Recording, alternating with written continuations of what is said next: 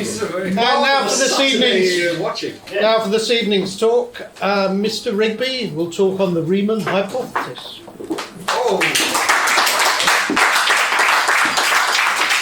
Thank you very much, Headmaster. I hope you're all paying attention. You've got your exercise books out. I've noticed that in all the talks I've been to, there's been things on photography and architecture and the stones of the southwest. We've not had much actual science. So I thought we'll change that and have a bit of pure science, a bit of pure maths. Let me first of all credentialise myself. I have a grade A GCSE, and that's it. In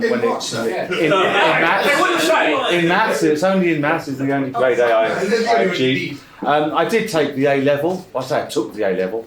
I went in for the A level, but there were several associations at that time that distracted me. There was Association Football, the Conservative Association, and associations with young ladies there in the Young Conservatives over ping pong and cider, and I didn't do too well. But in later years, I've picked up maths again because I think it's an absolutely great thing and quite exciting. But I'm not going to give you all maths. I'm going to give you a bit of history as well about Mr. Riemann, and hopefully this clicker works.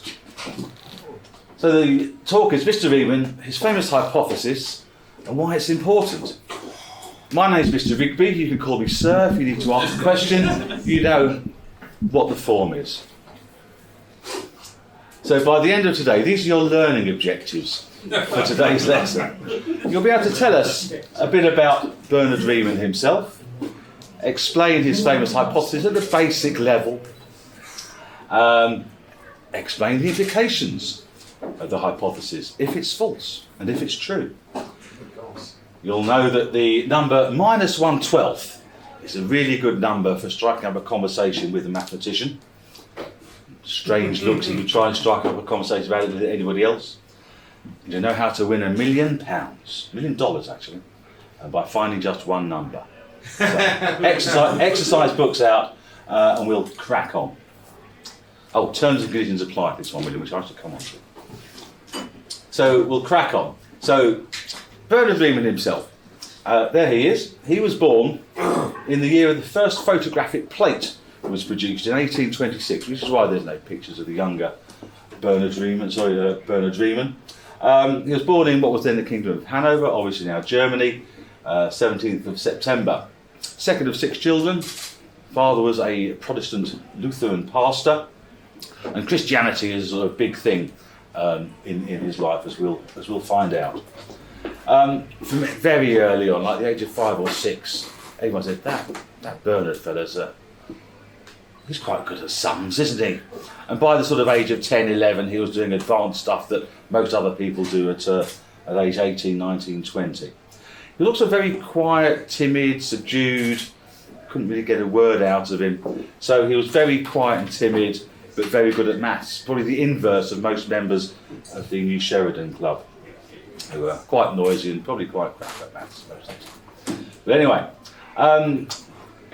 age 19, he went to live with his grandmother, who lived near the University of Göttingen, and he went there to study theology, join the family business, become a pastor himself. While he was there, very, very early on, he decided to do a bit of maths on the side, under a chap called Carl Friedrich Gauss, who is a famous mathematician in his own right. And about a year after he went to Göttingen, he went off to the University of Berlin, German, and then went back. It's a quiz night joke. It is a quiz night joke. Yes, every quiz has to have the answer Berlin somewhere for the chairman's benefit. That, by the way, is Carl Friedrich Gauss, who was Bernard's tutor early on. Both of them, I think, to answer the question, chap or not chap, probably chap. He did a lot of groundbreaking work in a lot of areas, geometry and all sorts of things, and he delivered one paper, and only one paper, in the area of number theory. And this is a short paper, 9 pages long, on the Zeta function and prime numbers, and that's what we're going to be coming on to. he married Elise Koch in June 1862, and they had a daughter in December that year. You don't need an advanced degree in mathematics to work out what may have gone on there. He actually started suffering from bad colds late in 1862, and a few times he went off to Italy to try and recover. In 1866, his last trip to Italy, he went because there were various battles on the streets between the Hanoverians and the Prussians, and he died in Italy in that year, aged 39. One of the tragedies is he never published his notes or any unfinished papers or unfinished works. And when he died, his housekeeper burnt the lot. So who knows what may have been discovered. So that's a bit about the history and the man himself. And now the maths bit. Turner, you paying attention back there? Good. Thank you. Sir, he hit me. Sir, please. I'll be excused. So, things you'll need to know, things I've assumed you probably understand. Numbers and counting. The negative numbers. Straightforward stuff. Prime numbers. We'll come on to a bit about prime numbers. This is what underpins a lot of this. Adding up, taking away, multiplying, dividing. Getting a bit more complicated now. Knowing that 2 to the power of 3 equals 8, because the 3 is the number of times you multiply 2 by itself to get to 8. 2 times 2 times 2, 8. And then you've got the other side of that equation, roots. So for example, the fourth root of 81 is asking the question, what do you need to multiply by itself 4 times to get to 81? And the answer is 3, because 3 times 3 times 3 times 3. And also you need to know that pi is something to do with circles. And that's it. Does anyone need a primer, a refresher on any of those topics? Otherwise we'll sort of guess. Sure. So why is 1 the first number? Why is it the first number? Is it? Or is it 0, sir? Well, good question. Is it minus infinity? We'll come on to all these questions later on. Go on, get the logarithms now. Well, there You work it out with a pencil. associated with all of this is logarithms, but I've ignored all of that. So I thought that was a step too far. So we are going to keep it. We are going to keep it fairly simple. So the paper, the 9-page paper that Riemann posted, was actually all about prime numbers. So prime numbers are things that can be divided by themselves and only themselves and the number 1 to leave another whole number. So 37 is a prime number. You can't find another number you can divide 37 by to get a nice even answer. But 999 isn't a prime number. You can divide that by 9 and 111 and 3 and all sorts of things. It's been known since the time of the Greeks and the Egyptians, in fact, that there are infinitely many prime numbers. You go on forever and you keep finding prime numbers. They never stop. There's always a prime number to go. This is where it gets a bit tricky. Every whole number is either a prime number itself, or you can express it as by multiplying other prime numbers together. So back to our 999 earlier, that could be expressed as 3 times 3 times 3 times 37. Maybe it's a 3 out there. No, that is right. 3 times 3 times 3 times 37.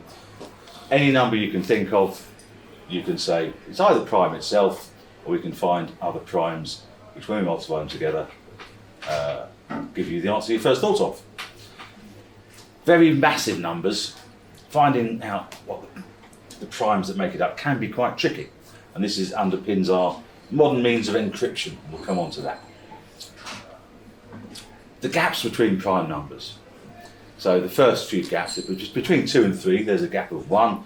Between 3 and 5, there's a gap of 2. And by the time you get to sort of 1,000, the gaps are getting quite big. There's sort of, maybe 5, 10, 15, 20 numbers in between the primes. But sometimes you can go 1,000 numbers without encountering a prime number, and then you get 2 at once. So 2 consecutive odd numbers will be primed. It looks like they're fairly randomly spread. Like tube strikes. Bit like and there is a formula that involving logarithms that can give you the approximate number of prime numbers you can expect to find. Say between 0 and 1 trillion, there's a formula that tells you roughly how many that is. And what the Riemann hypothesis is about is it tells us how good that approximation is. We'll come on to why that's quite important. Everybody still with us? Yeah. Good. Sorry, what was that again? So there are things called series, long strings of things that we add up or take away. So here's a series. It goes 1 plus 2 plus 3 plus 4 plus 5 plus 6 plus 7 and so on. And here's another series. And this goes 1 and a half and a quarter and an eighth and a 16th. And here's yet another series. 1 plus a half plus a third plus a quarter plus a fifth plus a sixth. And series generally fall into one of two categories. They are either divergent. What that means is when you add everything up, it blows up in your face and it goes off to infinity. So if you take this and keep adding it up, it's not going to get any smaller. It's not going to hone in on a number. Whereas this one here, 1 plus a half plus a quarter plus an eighth, does actually hone in on an answer. Anyone want to hazard a guess as to what number that hones in on? Turner, well done. Have a house point. So effectively, every time you add another number on this, you're just getting closer and closer and closer to the number 2. This one at the bottom here is, let's just click on that. That's convergent. It converges, it hones in on an answer. And here's the final one I'm going to talk about, which is called the harmonic series, which is 1 plus a half plus a third plus a quarter plus a fifth plus etc. etc. Anyone like to hazard a guess as to whether that blows up in your face and goes off to infinity? Not you. Whether it blows up and goes off to infinity or whether it hones in on a final answer. Go on then. I believe it's divergent. It is divergent, which is a bit counterintuitive, but let me tell you how slowly it diverges. Suppose you took the first million of these, a seventh plus an eighth, all the way up to 1 million. By the time you've added all that lot up, you only got up to the number 14. You add them all up. If you do the first billion, you get to 23.7. You do the first trillion, you get to 30.6. It's incredibly slow, but it does eventually blow up to infinity in your face. That's important stuff for what we're going to come on to. So here's where we get to the really important bit. So there's this series here. So this is 1 divided by the square of 1, or 1 over 1, plus 1 divided by the square root of 2, plus 1 divided by the square root of 2. So it's basically 1 plus a quarter, plus a ninth, plus a 16th, plus a 25th, 36th, 49th, etc. And this is the subject of something called the Basel Problem, named after the town in Switzerland, and was solved by this chap here, Leonhard Euler. It was about 80 years before Riemann. And they'd known for a long time, hopefully fairly intuitive, that this hones in on a particular answer. But nobody knew quite what that answer was. And Leonhard Euler, he solved it. And the answer is pi squared over 6. So all of a sudden we've got these numbers here that seem to have nothing, that have nothing at all to do with circles, and then we've got this sort of thing to do with circles is the answer. And he solved it for a few of these others. So you can have 1 over 1 to the power of 4 plus 1 over 2 to the power of 4 plus 1 to the power of 1, and that was pi to the power of 4 over 90, I think. And he sort of solved these sorts of things, where it's convergent, where the sum looked like this. And then Riemann came along 80 years later, and he took it up a notch. And he said, well, let's say 1 over 1 to the power of a number plus 1 over 2 to the power of a number, any number you like. And we'll call this the Riemann Zeta function. The words aren't important. The important thing is it's 1 over 1 to the power of something plus 1 over 2 to the power of something, etc. That's how it looks in modern mathematical format. So what this basically says is you can stick in a number s, and there's the s, and you add up what all of this comes to. And what that formula there means is stick an s in and add up all the terms from 1 to infinity that look like 1 over something to the s. And that's the Riemann zeta function. Excellent. We're not there yet. We've got a bit further to go. But yeah, this is the sort of the fundamental part, knowing that that is equal to the general term of this, which is basically lots of fractions added up.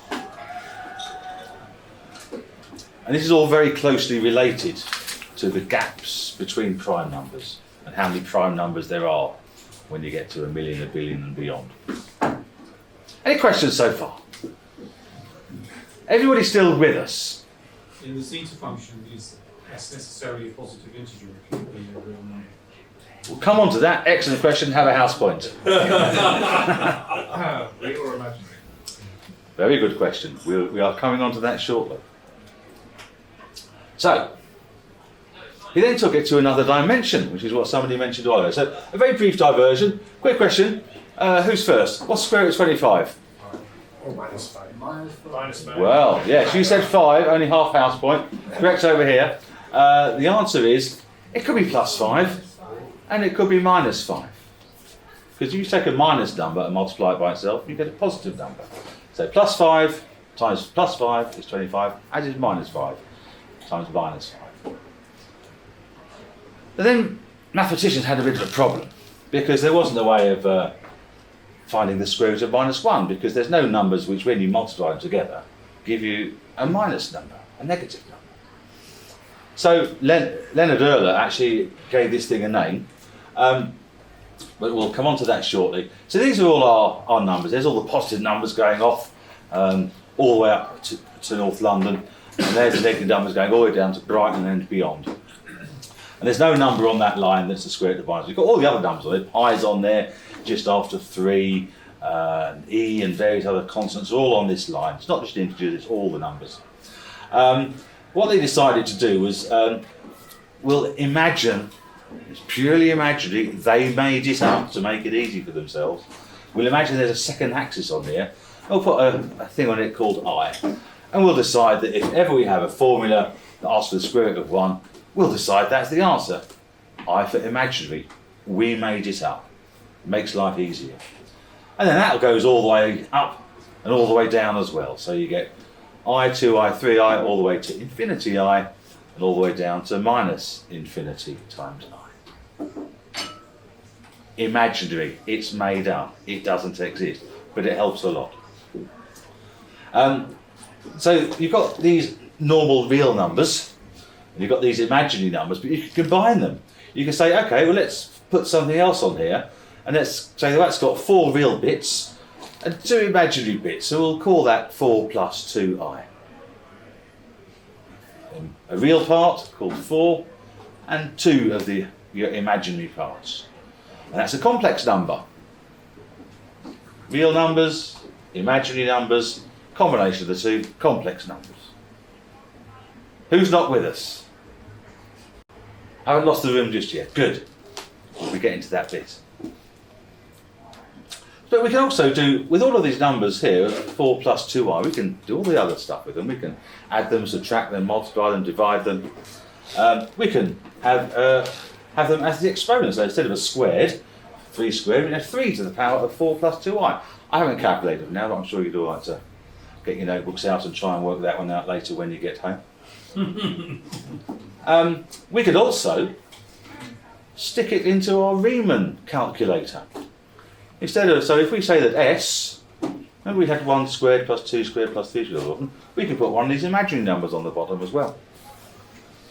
So we could have 1 to the power of 4, 1 over 1 to the power of 4 plus 2i, etc., all the way up as far as we can possibly go to infinity and beyond, as Mr. Lightyear once said. So into our Riemann calculator, just imagine that's a sort of calculator box. We can stick in any number we like. We can stick in the number 10, we can stick in the number minus 3i, we can stick in the number 4 plus 2i, and we'll get an answer. So, brief recap. We've seen 1 over all of these squares. We see 1 over all of these, whether they're squares or cubes or tens or millions. And we've got these 1 over 1 to the power of complex numbers or imaginary numbers. This is about as complicated as it gets. So, I'll put our little Riemann calculator box down there. And the big question is, what numbers can we put into this box such that out the other end we get 0? Now, this is the number plane that we saw earlier, with our real numbers and our imaginary numbers and our complex numbers on them. And for all the numbers, why isn't this clicking? For all the numbers above 1, not including 1, but all the numbers above 1, when you put those into this, you get a nice convergent answer. For all these other ones, it diverges and blows off to infinity. But there were some ways around that. I'm not going to explain what analytic continuation is, but it's basically a bit of mathematical jiggery-pokery, which you can look up in your own time, that means they can take the answers there and sort of reflect them. It's really complicated to explain into all the other numbers as well, so that you do get actual answers over here and not infinities, because no one likes infinities. You can't do sums with them. It all breaks down and goes a bit pear-shaped. So what about Aleph 1? What about Aleph 1? And functions and functionals? Yes, good. Because Good. there are many infinities set. There are. Well, there's an infinite number of infinities. See me afterwards. So now we've got this. Now we've got this. We've got all of those ones over there, whereby if we chuck them into our Riemann calculator, turn the handle, press enter, we're going to get an answer out. We didn't have them over here, but with a bit of mathematical jiggery-pokery, yes, we do get an answer. It's not the actual answer, but it's something that represents the answer, and I'll come on to how weird that gets in a minute. So Riemann said, well, let's find where they add up to 0. And he found them straight away. -2, -4, -6, -8, minus any negative number, plug it into the machine, crank the handle, press the enter button, you're going to get 0. Trivial stuff, and in fact these are called trivial zeros. They're too easy. We want the hard stuff. And the hard stuff is in this band here. It's been proven that anything else that ends up with a 0, when you plug any number into here, so if we plugged in -3i, sorry, if you plug in half -3i, we plug that into there, we know that we get an answer out. And it's been proven that in that red line is where all the other 0 answers lie. It's also been proven they all lie incredibly close to this line here, where the real part of this complex number is a half. So everything on that line, the real part is a half, the complex part, sorry, the imaginary part is something else. And the Riemann hypothesis basically says this. These are the trivial ones. All the non-trivial ones lie on that critical line, where the real part, this line here, the real numbers, is exactly a half. And if there are some that aren't on that line, well, then the Riemann hypothesis is false. And they've searched. And they've searched for decades. And they've searched the first several trillion numbers and haven't found one yet where the answer, when you plug it into here, isn't 0. They're pretty damn sure there aren't any. But it's not proven. That's why it's a hypothesis. And remember, all this is related very closely to prime numbers. And that's where we get on to who wants to be a millionaire.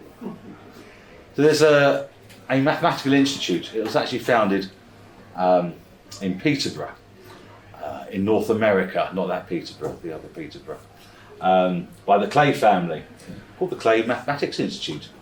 And they set a number of problems at the start of the millennium, and this is one of those. And if you can prove this, or disprove it, we'll give you £1 million. Actually, what they said is, if you can prove that all the zeros lie on here, we'll give you £1 million. If you can find one counter-example, we'll give you some of it, not necessarily $1 million, we'll talk about it. That's the sort of terms and conditions apply. I think they'd be hard pushed. It's just as important to know that this is true or whether it's false. It'd be great if it's true.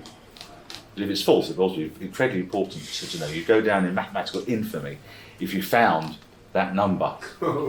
You know, you'd be hated by so many mathematicians. And businesses. And we'll come on to these right. So, if you find, if that red dot there, when you plug it into here, gives you 0, oh dear, good for you, you'll be famous, you'll get part of £1,000,000, but a lot of maths will be turned on its Sir, won't head. you have broken a lot of physics as well, sir?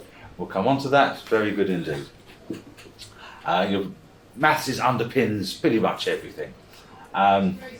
There's also a very strange thing that happens with some of this analytic continuation. I've put in red there, -1. And I'll come on to why that gives you a strange answer. So, if we plug -1 in to our Riemann calculator box, we get 1 over 1 to the power of -1 plus 1 over 2 to the power of -1, all the way up to infinity. And that equals, it's quite a trivial mathematical sum, equals 1 plus 2 plus 3 plus 4 plus 5 plus 6, all the way along. Now, when you plug this in to the, when you plug in -1 into the Riemann Zeta function, or the analytic continuation of the Riemann Zeta function, you end up with -12. Now, it should be clear to you, it was clear to me, that if you add up all the numbers, 1 plus 2 plus 3 plus 4 plus 5, all the way to infinity, you almost certainly don't get -12. But there are times in quantum mechanics where you do get 1 plus 2 plus 3 plus 4, and you have to find the answer, and put that into your formula, and then do more things with that. And if you put -12 in instead of infinity, you get the answer you expected, or the answer you observed. So there's definitely some relationship between 1 plus 2 plus 3 plus 4 all the way to infinity and the number -1/12. I'll let you ponder that. Don't talk about renormalization theory in quantum mechanics. I won't. Just because you said.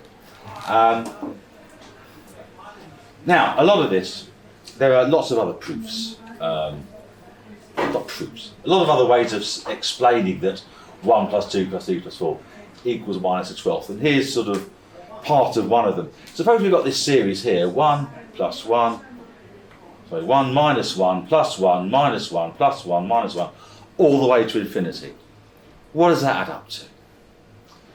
So let's think, if we took the first two numbers, 1 minus 1, 0. Brilliant. Take the first three numbers, 1 minus 1 plus 1, we've got 1. Take the first four numbers, we end up with a 0 again. The first five numbers, we end up with a 1 again. So I guess the answer is, it depends what the last term is as to whether this adds up to 0 or 1. But there's no last term, it goes on forever. And some of the proofs, the 1 plus 2 plus 3 plus 4 equals 1 to 12, basically frig it a bit. So well, let's split the difference and call it a half. And if you do that, then you can actually show that this does equal that. Of course, that doesn't equal that. But it's fascinating that it actually works in the real quantum mechanics world. All of that stuff. Why do we care? Why do? Well, I'll give you three reasons. It's like Everest. It's because it's there. We want to. This problem's been around for sort of 160, 170 years. We'd like to solve it. It would be fantastic if we could. Second reason, because it's fun. Trust me. I got into this again after my GCSE, so GCE, in fact it was then, after my GCE, and YouTube was just starting up, and there's great YouTube channels all about maths, short videos, 5, 10, 15 minutes long, and spend many an evening watching some of these, bringing myself up to speed with, and reminding myself of things that I'd forgotten that I learned back at school. But there are other reasons why it matters. There are hundreds of maths papers, some of them quite important ones, that start off with the words assuming the Riemann hypothesis is true, then all of this other stuff I'm saying is fantastic. But they aren't proven because they're all subject to this thing. Calls it MP. You know what, is it? And Oh yeah, it actually P comes down versus to that. NP If you comes down to that. disprove the Riemann hypothesis, you've actually demonstrated that P equals MP, and therefore there are no insoluble problems. So maybe next time I'll do the P versus NP problem. Yes. I think I shan't. I think I'll go back to talk about Tunbridge Wells in the next one. If it's false, we'd have to question a lot of what we know about prime numbers. And prime numbers are these building blocks, and they really help us out. And a lot of what we know about prime numbers determines our encryption systems. So if you send an email and it's encrypted, if you do a bank transfer, if you use your credit card at the bar, this is based on the fact that NatWest gives you a number that's massively long, that's 780 characters long. It says, I bet you can't work out what the prime numbers are that make this up, and nobody can. If they could, NatWest wouldn't be able to encrypt anything. So it's really, really important that what we know about prime numbers turns out to be true. If the Riemann hypothesis turns out to be false, well, we're all in a bit of trouble. So, before I wrap up, any questions, anything people want me to go over? There's something funny, Harley. You want to share the joke with the class? No, sir. I was just enjoying your lecture so much. It made me smile, sir. I didn't quite get the proof of why 1 plus n to infinity is the same as minus 1 over 12. It's not. Okay. Is the answer. But if you use some mathematical jiggery-pokery, you can make it look like. Right. So there's some relation between minus a 12th and the sum of all the numbers. Well, it clearly isn't the sum of all the numbers, because you don't even get to any minus numbers. 1 plus 2 is 3, plus 3 is 6, plus 4 is 10, 5 is 15. You don't go anywhere near any fractions, let alone any minus numbers. But there's some relationship there somewhere, as I said, because it's shown by quantum mechanics. Yes. One might say that what they've done is technically they've renormalised it. Imagine you look into a mirror, and we all know you see your reflection in the mirror. Left is right, right is left, and that's why, trying to shave just here is tricky, because it's the wrong way in the mirror when I look at it. Now with renormalisation, what you've done is you've put on a different pair of spectacles, and you said, right, I want to see this in the renormalised light, in the yellow light. And that's effectively what's happened. They've applied a load of mathematics to turn it into that. I wasn't going to go into this. So, Turner, you've got your hand up. Yeah, so the sequence of divisors in the Riemann function is the ordinal counting. Are there other sequences where you have sequences of those ordinals at different values? So sort of 1, 2, rather than 1, 2, 3, 4, 5. Yeah. Sort of 1, 3, 5, 7. You can have any series. You can have any series you like, as long as you can describe it. Other common series are often called, if you look at them, Basel functions. Right. The Basel functions J0. That's the first one. There's Jn for many Basel functions. N, D, and Yeah. That's exactly what I was going to say, and I'm glad you mentioned it. was actually asleep. Oh, there. Pressing his eyes. Just musing on the. Any other? Oh, there we go. Just trying to figure it out. So you concentrate, close your eyes. You just what's getting beaten up. Oh, yes, go I'm on. going to be a tricky writer now. I'm Go on sorry. then. If we go back to your slide where you had the pictures of, on the vertical axis, on the imaginary axis of the half, right, and we saw the dots on there, the red dots. This one here? So the dots, excellent. Do you have any comment that essentially the reapplication of the Basel function is related to fractals? That's the next lesson, so I'm glad you That'll be a minute. next time now. We shall come on to that. Now, what I would say to you I have is, pictures. what I would say to you is, nobody likes a smart ass. And Yes, but I have pictures, sir. so I'm sure Plenty of you pictures, sir. keep them to yourselves. No, these are safe for work. So where were we? Let's sort of go back to this minus the 12th business. Why does it matter? Our encryption is based on it. Any more questions before we say class dismissed? So Turner. that encryption fundamentally, what threat does quantum have? Quantum computing? Well, there are sort of two competing, this is sort of going slightly off topic, but there are sort of two, as far as I'm aware, and cryptography is my job, by the way, or part of my job, there are sort of two competing things happening at once. There's quantum computing, which can do loads and loads of calculations all at once and find things very easily that ordinary linear programming can't. Like Excel, you A bit like Excel, yeah. But there's also quantum cryptography, which is based on the fact that you can have two particles that both move at exactly the same time. You move one, the other one moves, and entanglement. Oh, yes. I'm trying to keep it light. But there's that. There's also the sort of the very effect of quantum particles, whereas if you observe them, they change.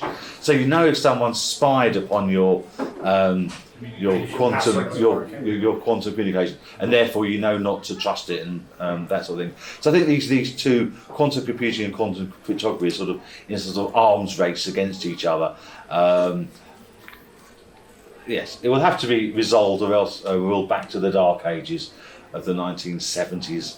Aside, Well, it won't be long. this also relates to Shannon's theory of information and also entropy. Not that Shannon. Oh, not that shit. No, No, different as stuff. in not the rock, it's the famous mathematician Shannon in the early 1920s, and his idea of complexity limits and so forth, which also underpin the idea of Kolmogorov complexity and computational theory. Which Maybe- is why this is crucial to P equals NP. I think we Because it's should. relating to ability to compute, and you're talking about quantum computers. Precisely so. I see a lecture by you coming on at the club one day. Bring your own pillows. Yes. I guarantee So- no one will be awake. So with all this, it's been a real challenge, because I know that there are people in the club who've got master's degrees in mathematics, and there are people who sort of struggle with long division. And it's been sort of quite a struggle to sort of pitch it about right, so that some people wouldn't get too bored and some people wouldn't get too lost. But hopefully it's pitched about right. So basically, class dismissed. You can all go to the bar shortly. If you think you found a non-trivial zero for the Riemann Zeta function that isn't on the critical line, don't pay by card because it's now compromised. And I'll say thank you and good night.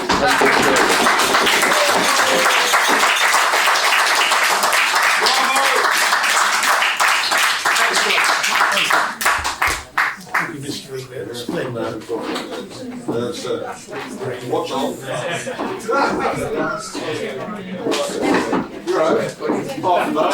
Those of you watching at home, I hope the stream worked.